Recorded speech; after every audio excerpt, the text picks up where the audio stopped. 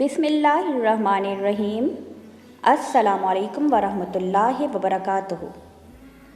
मुजर्रिब आसान वज़ाइफ़ के नाज़रीन, उम्मीद है आप सब लोग खैरियत से होंगे और अल्लाह से दुआ है कि आप सबको अपने हिफ्ज़ व अमान में रखे और आप सबकी जायज़ और शरई हाजात को पूरा करे, आमीन। आज की वीडियो में माह शाबान के ख़ास अमाल बयान किए गए हैं जो कि दुनिया और आखिरत की कामयाबी के लिए बहुत अहम हैं।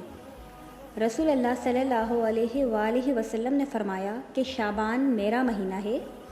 जैसे कि आप सब जानते हैं कि शाबान का महीना रमज़ान के महीने में गुनाहों से पाक व पाकीज़ा दाखिल होने के लिए तैयारी का महीना भी है। अल्लाह हम सबको तौफ़ीक दे कि इस माह मुक़द्दस का हम सही से फ़ायदा उठा सकें।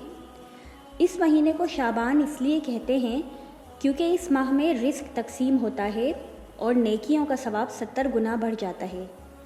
इस माह में रोज़ा रखने वालों और शब में इबादत करने वालों पे अल्लाह रहमत की नज़र से देखता है और फ़रिश्तों के सामने अपने ऐसे इबादत गुज़ार बंदों पर फ़ख्र करता है। इमाम अली रज़ा अलैहिस्सलाम का इरशाद है कि जो शख्स माह शाबान में 70 मरतबा इस्तिग़फ़ार करे तो खुदा उसके तमाम गुनाह माफ़ कर देगा, चाहे वो आसमान के सितारों के बराबर ही क्यों ना हो। इससे पहले कि मैं आपको इस माह के ख़ास इस्तिग़फ़ार और आमाल बताऊं, आप मेरे चैनल को सब्सक्राइब कर लें और बेल के आइकन को प्रेस कर लें ताकि आने वाली नई वीडियो से आप फ़ायदा उठा सकें। माह शाबान में रोज़ाना 70 मरतबा ये वाला इस्तिग़फ़ार पढ़ना है। मैं आपको पढ़ के सुना देती हूँ। बिस्मिल्लाहिर्रहमानिर्रहीम। अस्तग़फ़िरुल्लाह व अस्अलहु तौबा। और दूसरा इस्तिग़फ़ार ये है, ये भी 70 बार पढ़ना है। बिस्मिल्लाहिर्रहमानिर्रहीम। अस्तग़फ़िरुल्लाहल्लज़ी ला इलाहा इल्ला हुवर रहमानिर्रहीम अल हय्युल क़य्यूम व अतूबु इलैह।